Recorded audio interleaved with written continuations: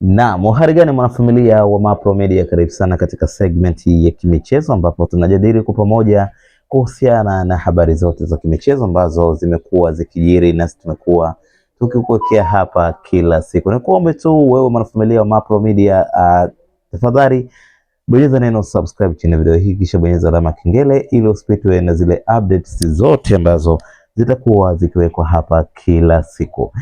Yes, nafikiri macho na masikio ya Watanzania wengi na wapenda soka nchini na pale nje ya nchi ni kuhusiana na dabi ya Kariakoo, dabi ambayo inakwenda kupigwa siku ya kesho tarehe 3 mwezi wa 5 mwaka wa 2026 katika dimba la Meja Jenerali Isamuhyo. Ni kwa mara ya kwanza kabisa dabi ikiwa inapigwa katika uwanja ambao hauingizi mashabiki wengi kabisa.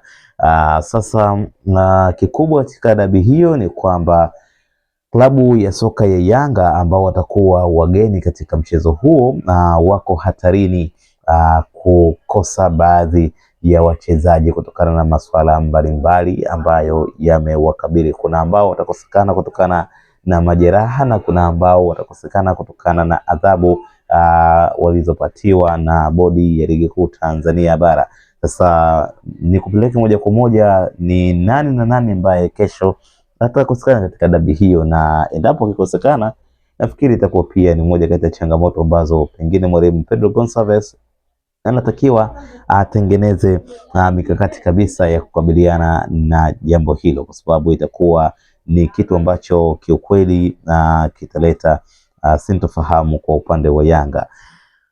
Mchezaji wa kwanza ambaye atakosekana siku ya kesho kwa upande wa timu ya Yanga ni mchezaji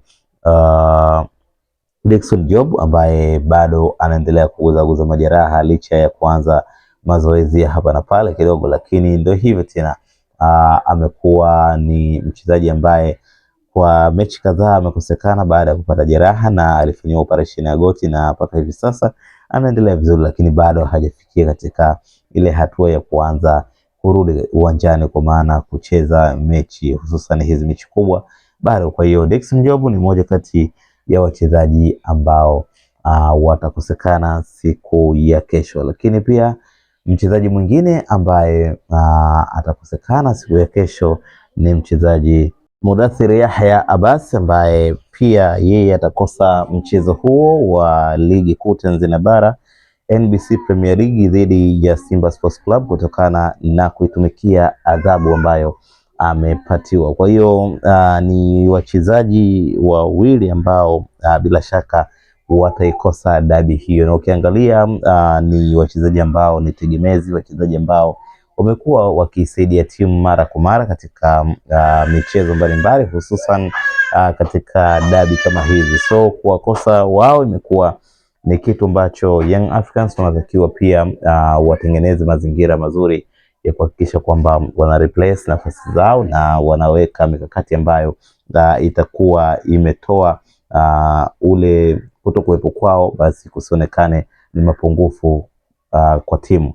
So hiko ndicho ambacho kimejiri kuelekea katika mchezo wa kesho wa dabi ya Kariakoo, Simba dhidi ya Young Africans, uwanja wa Meja Jenerali Isamuhyo pale jijini Dar es Salaam. Tukashuhudie dakika 90 za nguvu. Nani ni nani? Young Africans ataokota alama 3 kuendelea kubaki kileleni, ama Simba Sports Club ataokota alama 3 kwa Yanga ili kupunguza gepu la pointi ambazo wameachwa hadi hivi sasa. Bila shaka umeyapata ya kuyapata. Kisha na bonyeza neno subscribe chini video hii, kisha bonyeza alama ya kengele ili usipitwe na updates mbalimbali ambazo tumekuwa tukiziweka hapa kila siku. Hii ni Mapro Media, hadi wakati mwingine. Kwa sasa na kuaga, bye bye.